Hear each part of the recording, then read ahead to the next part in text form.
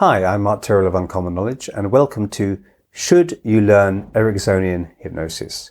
Why I use conversational indirect hypnosis, made famous by Milton Erickson, MD.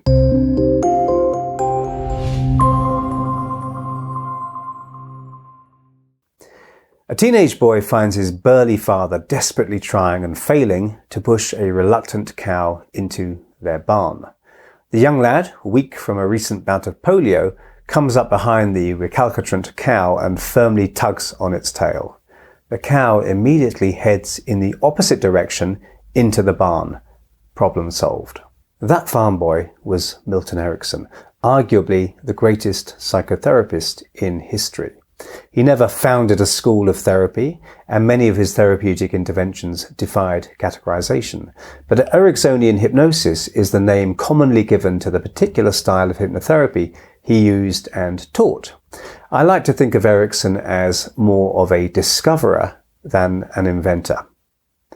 Ericksonian hypnosis is more than Ericksonian. We don't talk of Newtonian gravity. Newton didn't invent gravity. What he did was identify, explain, and use the phenomenon that was already there all around us. Ericksonian hypnosis approaches have proved so effective because they are grounded in universal principles of psychology that are common to every one of us and pre-existed the birth of Milton Erickson. If you want to sum up Ericksons approach, you could hardly do better than to call it targeted intervention based on clear perception of the current needs of a unique individual. He had no rigid protocol other than to pay close attention to the person in front of him and work out what would be best and what would best suit that person's needs. This called for acute insight and total flexibility. He was a master of the surprise solution, the universal hypnotic principle by which a sudden shock triggers the orientation response and makes us wide open to suggestion and learning. And he always knew what to suggest at that crucial moment of opening to learning. A shock is as good as a change. Erickson was once treating a young woman who convinced that her perfectly normal-sized feet were too big and ugly, had stopped going out of the house.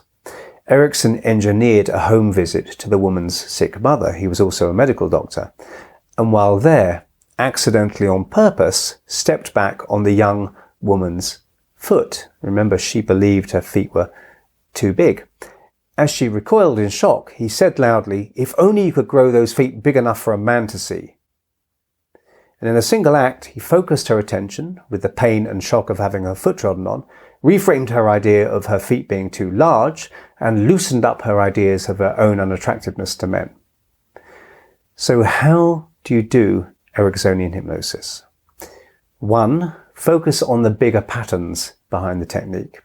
When you can see what's needed, you don't need to theorize or overcomplicate. We teach therapists and counselors the rewind technique, a very reliable and comfortable way to free people from their traumas and phobias. We also carefully make sure that we teach the principles behind the technique. This ensures that if there is a need, the principle can still be effectively applied even if the process used might not even be recognized as rewind technique by a casual observer. But the principles are still working underneath. Learn about psychological principles so that you can focus on the bigger patterns that transcend rigid techniques. Number 2, use the awesome power of implication. Erickson knew the difference between just telling somebody something, which can easily be rejected, and making them feel something new. The unconscious mind is hardwired to respond to subliminal stimuli through implication. For example, you can get someone feeling more relaxed without giving a single direct suggestion because implication does it all. So you might say, when people start to relax deeply, they really begin to feel more comfortable. And when they do, they notice the breathing just begin to slow down. You're just talking here about other people, not the person in front of you, but we all unconsciously associate to other people. 3, take what you're given. Have you ever noticed how some therapists love to sprinkle their talk with jargon?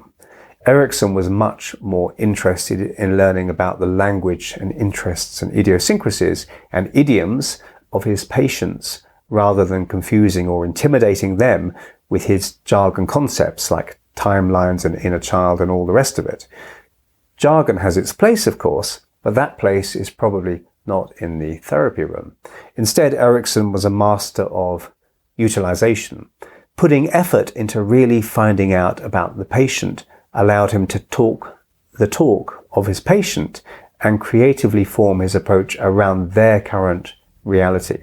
For example, Erickson created a highly effective hypnotic induction based on how tomatoes grow for one patient who he worked with who had severe terminal cancer pain. Now, he had found out that the man who'd been a keen gardener before he got sick and was particularly proud of his tomatoes. And this analogy worked for him because of the personal association. It might not have worked for anybody else.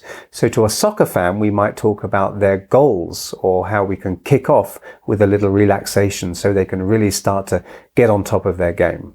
To a computer programmer, we might talk of updating their mind to run more smoothly, but you won't be able to do this unless you spend time learning the jargon that matters to your client, feeding their words back to them. Ericksonian problem solving existed before Milton Erickson came on the scene. So use these principles to transcend the limits of theory and increase your therapeutic and hypnotic effectiveness and creativity. And I hope you found that useful. And if you did, please hit like and subscribe. And if you want to hear when my next video is published, hit the notification bell below.